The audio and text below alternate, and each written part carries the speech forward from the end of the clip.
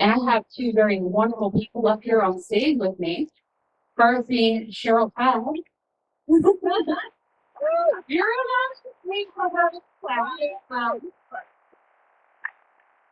And I'm going to let her take it from here.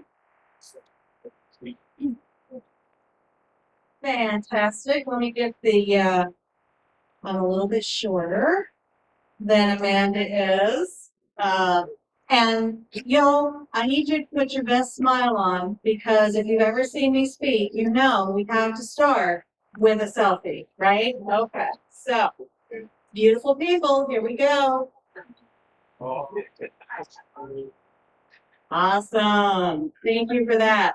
So I am Cheryl Todd. I wear a lot of hats, not only across the state of Arizona, but also nationally with a lot of different organizations. All of them are in the lane of the Second Amendment, your right to keep and bear arms. So that is how important it is. That is how passionate I personally am, that I spend all of my time. Actually, my husband is sitting out in the audience there, Danny. If he didn't do all the things he did, I couldn't do any of the things I do, because I've gotten to the point that if somebody does try to pay me to do something, I feel like I'm doing it wrong. So I am a volunteer is a volunteer. And that is definitely one of the things we're going to talk about today. But among the hats that I wear here in the state, Danny and I are co-hosts of a podcast called Gun Freedom Radio. And thank you. You do have to pronounce it right, or I will correct you. That's just the way it goes, right? I also am and the reason I'll tell you as I go through my list here.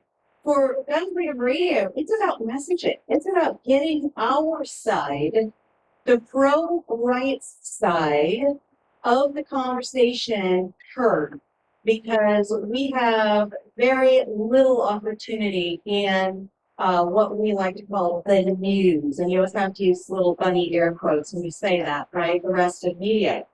I also, as we mentioned before, I am, what did Ursula call me? Head chick. I like that. Head chick for the state of Arizona. For the DC project, I am state director for the DC project here in the state of Arizona. And what's that? Head chick. Head chick. And we are women dedicated to safeguarding our Second Amendment rights, our rights to keep and bear arms, our rights to self-defense. However you want to finish that sentence, it's the same. And so that's that female voice if you think that the Second Amendment voice is rarely heard, how about the female side of the Second Amendment voice? We are very, very, one lady out here introduced herself to me, and she said, we are the very quiet majority. And I believe that. There are many, many women who are passionate about not only that ability, that right, that freedom to be responsibly armed citizens, but also the passing along. We understand that we are that bridge from one generation to the next. And whatever we do or don't do in our capacity as wives, moms, daughters, aunts, whatever we do or don't do in our lifetime, it will have reverberating effects on into the future. We understand that. We are starting to speak up. I invite anyone out there who's interested in joining that conversation to please seek him out of the DC Project booth. So another hat I wear is I am on the board of the ACCDL, which Dave Kopp is our president, and he will be speaking on at length in a moment. But I also am on the board of the Arizona State Rifle and Pistol Association, which is the state arm of the NRA here in Arizona. And when I say I'm on the board, a lot of times people go, well, I sit on the board of XYZ. I don't sit, period. Okay? I don't sit on any board. I serve on these boards. and time is short. I have one life and there is work to do. So why do I serve on these boards? I serve on these boards because those are the state rights organizations. And I am a proud life member of the NRA. Thank you so much for putting this on, for bringing us together today. Thank you to all the volunteers. There's a ton of work that goes into this.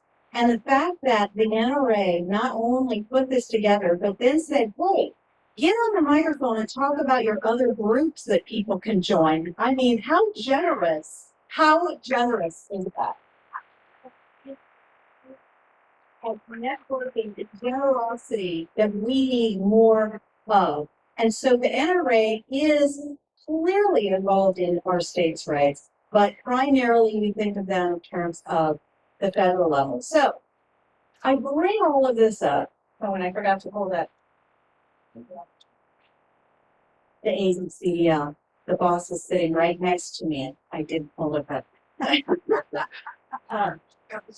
He's busy texting. He's not even a teenager over here. He's probably texting me right now. And it's like, hold up the sign. No.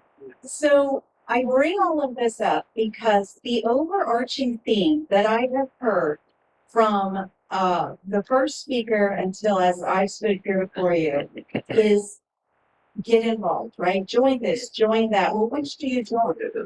I say yes, just join, right? Because we not only need your time, we need your dollars, but we also need your numbers. And I forget who spoke about that. It might have been Amanda, that when we go and start talking to our state legislators or our federal legislators, they want to know primarily how many members do we have, right? They want to know what kind of impact is the next 15 minutes of their life that they've given you as an appointment. What kind of impact is that going to have? So we do need your time, attention, your treasure, and your numbers. And so as I do all of these different things and I wear all of these different hats, they do something differently, each one of them. But they also work synergistically together in that way. We were just having a conversation at our table around lunch and talking about the fact that, well, this organization is really strong in these areas, and then this other organization is really strong in these areas, and I happen to sit on the board.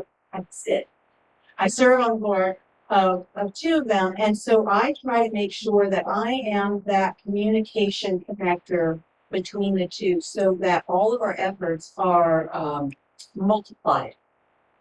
So join. It is important. Volunteering, that is the thing. We keep talking about it. We keep bringing it up. And of course, that immediately leads me to say, who has seen the movie City Slickers? Right? Do you remember Curly? Right? Jack Palance? Right? What did he say? Life, I can't do the impression. Life comes down to one thing.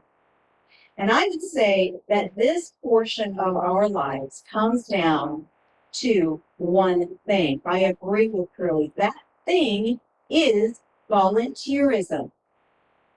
Now, volunteerism is not the same as showing up. All of you have shown up today. It's huge. You could be anywhere doing anything. You chose to be here. It's noticed, it's appreciated. Thank you.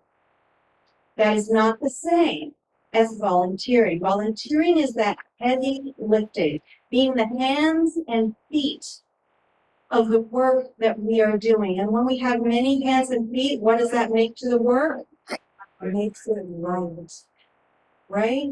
Dave and I were just talking at the table.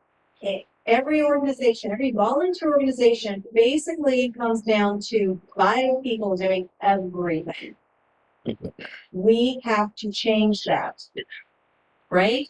We have to get tapped in because if we look around our world right now, I bet every single person in this room has gone, holy cow, everything is a mess. Somebody ought to do something, right?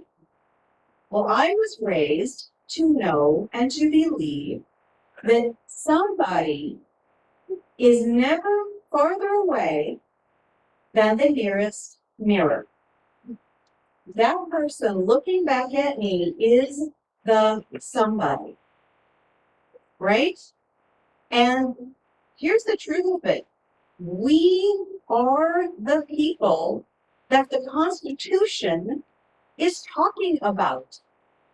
We, the people, are the somebodies that need to do something. So, I have to say, that you know where that comes from, right? The we the people. Do we know? The thing. Huh? I'm sorry. I'm sorry, I had to do it. We, the people, in order to form a more perfect union, we, not somebody up there, some legislator, some president, we are the people. And I have to digress for just a minute. I did a Google search for we the people because I didn't want to screw it up and do the Biden thing, which I did anyway.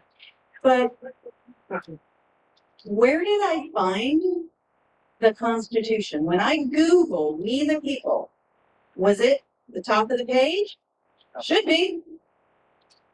It was almost at the bottom of the first search page.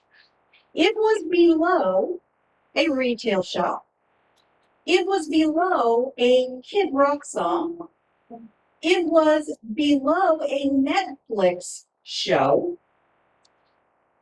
And I think that's part of our problem. I think that is a perfect metaphor for what is going on, where our thoughts and our values have fallen. Our Constitution of the United States, our founding document, doesn't even get top ranking in a Google search. That offends me. And almost nothing offends me because the other side's so busy being offended at everything that I've made it a personal promise to just not go there. So back on track. So two important things that every single person in this room and every single person that you know in your circle of influence can be doing to be those hands, be those feet, do that heavy lifting to make the work right. One is understanding the power of our own stories, our own messaging. We are millions of citizen journalists who are leaving far too many stories untold. Bless you. Stop coming. This thing right here. I mean, you talked about pagers earlier, beepers, right? There might be a few in the room, but does every single person in here have a smartphone of some sort? Right? I have one of my staff members actually still has a flip phone. God love it. Don't try to send him a group text. He will lose it. I guess those things don't do group text. But anyway, these smartphones are the key to telling our individual stories. Whether it's social media, which there are so many choices nowadays, which is good and bad, right? We get a little scattered to the four winds because there's so many options. But whether it's social media or whether you've got your own groups that you talk to each other, it's so powerful. There are so many media organizations out there that I think really all kind of are owned by one or two, but it looks like there's a bunch of them. They don't want us there. They don't want us to have our conversations. They want us canceled anyway, so let's just jump right over them and go directly to each other and be inviting to those who are in the middle, who haven't quite figured out what they think about all this stuff, guns and rights, and even being inviting to the people that think they've already made up their minds, because my husband Dan and I had a gun shop. We closed it just about a year ago. We moved everything into our auction house. We still sell guns now, but it's an auction. But we had a retail shop for many years. And during the time of the pandemic and all the unrest and the riots popping up, we had lines around our building. And the lines around our building were not only, mostly they were not the normal gun store visitor. We had such a beautiful and awesome opportunity to minister, really, to people who had never thought that they would own guns before, had never envisioned themselves being in a gun store. And we were able to help them by the tool, this life-saving tool of self-defense that they were after, connect them with dynamic combative solutions training, Dave standing over here, connect them with a constitution. We put a constitution in the hands of every single customer we had, always, but definitely during that time. Connect them with their rights, gave them a flyer for the ACCDL. See what I did, Dave? Huh? And we have an opportunity to do that, each and every one of us, every single day, talking to our neighbors, tightening our networks, reporting from our own experiences, and really, the closer we can bring people who are interested in this, at the speed of a text, I can now reach out to Amanda if I have a question or concern. She can reach out to me. She's coming to Arizona. She has a question and concern. That's beautiful. That's powerful. The second thing that we can all do that is being the hands and feet, doing the heavy lifting that makes the word light. It's a scary sounding word, okay? I need you to hold on to something, make sure you're sitting. I need some dramatic music to play. Thank you. Testifying. Testifying. What is she talking about? Testifying. Showing up at your state capital and testifying. Well, testifying is a big, scary sounding word that really just means talking about yourself. I have, for the first time ever, and thanks so much to Dave Cobb for continuously inviting me until he finally wore me down, and I'm like, fine, I'll show up, right? I have, for the first time, gone to the state capitol and testified. Not once, not twice, 3 or 4 times now. I've got another one coming up this week, and now I'm excited. Now I love it. Because testifying is 1 to 2 minutes of sheer terror. No, 1 to 2 minutes of just saying, this is who I am. This is how this bill, speaking to the body in front of me, whether it's the Senate or the House, this is how this bill that you're about to vote on impacts me on a personal level. I don't have to be a constitutional scholar. I don't have to go find a bunch of stats. I just have to talk about me. Now, if you know me, that is one of my favorite topics. So, right? It's just a no-brainer. Right? Yeah, that's the hard part, is fitting that in 2 minutes. But it is exciting to be part of the process. And you're going to see a video at the end of this panel today that you're going to see some of the power of testifying, showing up and just talking from your own experience. It helps us know our neighbors better when we all stand up and talk. It helps our legislators better know us. And if they are supposed to represent us, how do they represent someone who never speaks to them? That's on us, right? And as a business owner, I do this every day with my staff. I don't hire somebody and then go, okay, good luck, see ya, right? I have to continually mentor them and talk to them and help them to represent who Danny and I are in our place of business, represent our values. Right? It's the same thing. We have paid these legislators with our tax dollars. And then we walk off and leave them without hearing from us. And the other side, they are megaphones on blast constantly. So who are you going to represent? You're going to represent who's talking to you. We need to step up. We need to do a better job of that. And I am absolutely thrilled to help you craft a message. I love that. You know, we'll get a bill, and I have to kind of chew on it mentally for a while, maybe bounce it off a couple people, and I go, oh, yes, this does impact me personally, because sometimes it feels like it's kind of out there. So seriously, I know you've got our contact information because Kim's been handing out my card like they're Pez dispensers or something. So if you need help with that, please let me know. I have another 2 minutes?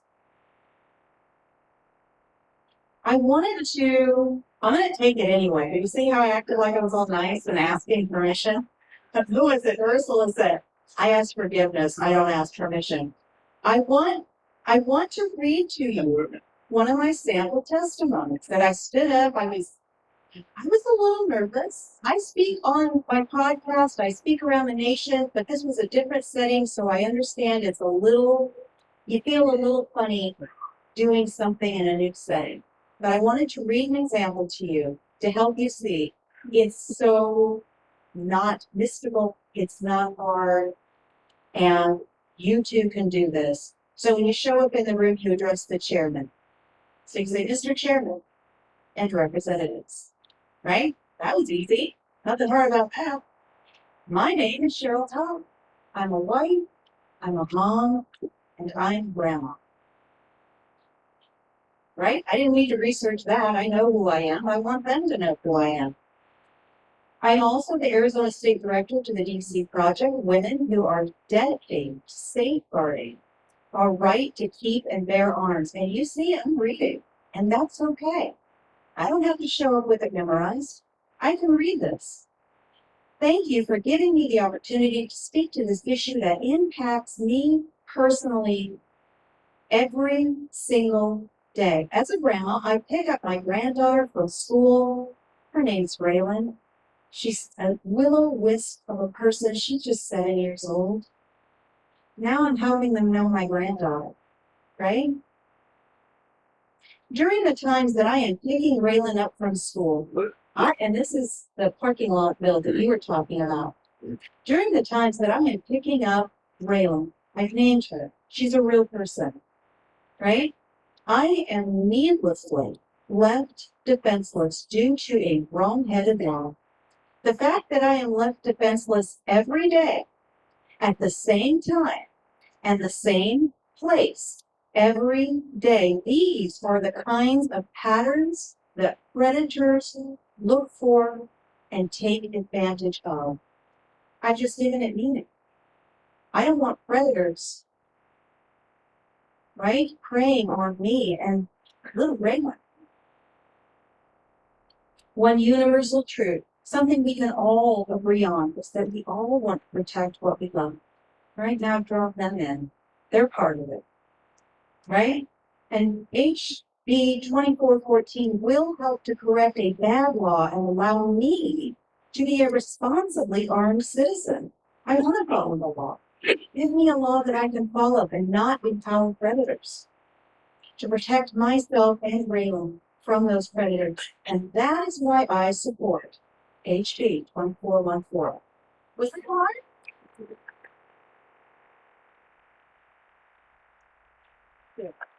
No, not hard. And each and every one of us have a life story that matters. You have grandchildren that matters. You have husbands that matter. You have wives that matter. And when we can give our legislators those visual, real stories, it will help strengthen their spines against those people with the megaphone on blast. let's start doing that. So as I start to just wrap up, I wanted to, I was thinking, I am being asked to speak to a room full of people who clearly already get it. You're here on a gorgeous Saturday. Now it's a little warm, but still, it's a gorgeous Saturday. So what can I possibly say to you? And what came to my mind was actually President Abraham Lincoln's Gettysburg Address, because in it he said that we are now engaged in a great civil war. Wow. Who here thinks we're very far off from being in a great civil war? I mean, it's brewing, right? We're at least in a cold civil war. He goes on. He says, to test whether a nation or any nation that's conceived and dedicated to the ideas and the values that our nation is dedicated to, if it can long endure, not just endure, we have endured. Can it long endure? Are we at the expiration date, people? I hope not. Can it long endure? He says, we are met on a great battlefield. You and I, are on a great battlefield. Ours is of ideas and values. We are in a spiritual battle like I have never experienced in my lifetime. And we are engaged, and our children are the prize. Our grandchildren are the prize. He goes on, he says, of unfinished work. He speaks of unfinished work. He says, those who have fought here have thus far so nobly advanced the work, but it's unfinished. As I stand here in front of you today, I challenge you to agree with me that the work is unfinished. And who needs to do the work? Somebody. We, you, me. Please tell me that I am looking at a room full of somebodies. And with that, I thank you for your time.